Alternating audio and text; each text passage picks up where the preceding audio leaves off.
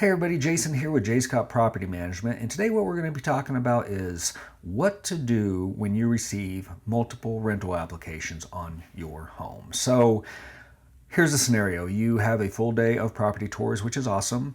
You get back to your computer and you have 3 applications from the tours that you showed for that day. How do you decide who to screen? I think the natural tendency and temptation for a lot of property owners, landlords, maybe some property managers, is to obviously want the best applicant, best tenant in their home. So their first instinct is to screen all 3 applicants, take a look at all of them, and decide which is the best one. Which one do I feel like is the best one for my home? And this causes some problems. It exposes you to some fair housing issues. It can create some some bad will between you and the applicants. And what I mean by that is, let's say all 3 are qualified.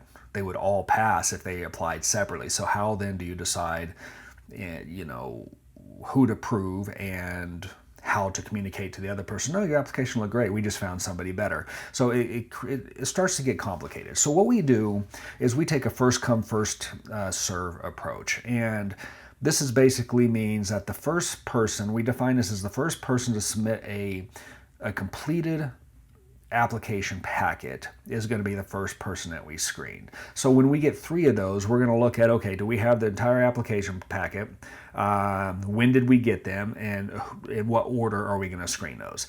The other thing you have to do here is define what the completed rental application packet is. So for us, it is the rental application, and a signed rental application for all adults that are going to be in that household. So if there are 4 people, 4 adults going to be living there, 3 adults, 2 adults, whatever, we want that 2, 3, 4 rental applications. Application fees have to be paid on all of them. Some other things you can kind of add on top of that is if you are charging a holding fee or a security deposit, you can require that as well to be considered as part of the completed application packet before you start screening. Another thing you can also do is if there's any documents that you want on the front end, like pay stubs is a good one. You can require that as well to be part of that application packet. I try to keep it simple. I say completed application, application fee. I can get the rest of the stuff. I don't want to put extra barriers in front of people, but it's your process, so set it up the way that you want. So what this does is allows us to establish an order in which we're going to screen that rental application. We are going to use a rental screening criteria, a written screening criteria, which is going to define, what all the terms are that they need to meet in order to be approved. How much income do they have to have? What does their credit have to look like? How many years of positive rental history, all those things. And that's going to be part of the application packet as well. And that's actually where I define that completed application as well.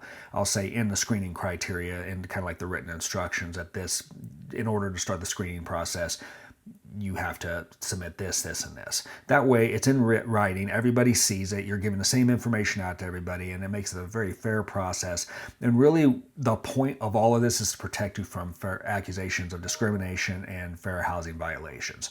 So let's take our previous example. We have 3 applications are all approved. You find one that is obviously the best. They make the most money. They have the best rental history. But the other ones still, if they would have applied on their own, would have been approved because they don't look bad either. But you have to make a choice, so you pick this one. So then one of these other folks, let's say it's a single mom with 1 or 2 kids. And this mom comes back and says, well, you discriminated against me because the only reason you didn't approve my application is because I'm a single mom with 2 kids, which would be a fair housing violation, familial status. If you don't have a process in place, how are you going to defend that? You don't. I mean, you can't. It's extremely tough, and even the process of defending yourself against a complaint is difficult. If you have a first come, first serve process in place and you're using a screening criteria, what you can then do is say, listen, I understand, I'm really sorry, but here's why I didn't approve you. I needed you to make 3 times the amount of rent, needed 3 years of rental history, positive rental history from the landlord. Your credit had to be here, and you didn't qualify based on A and B. This other person, which I screened after you because you were the first to apply, I had to deny you. The next person, they met all those criteria. So what it does is it allows you to provide a paper trail and proof of you treating everybody the same, which is what we need to have in order to protect ourselves against claims and stuff like that. So plus, it's kind of just a decent way to operate.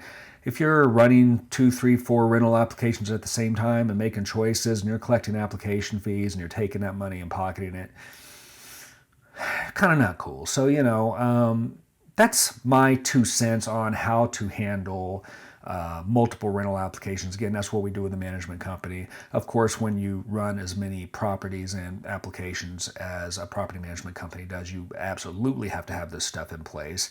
But I also think as an individual landlord or somebody who owns and operates, less units, it's a great process to have in place as well. It's going to solve a lot of problems for you. It's going to keep you from getting into trouble.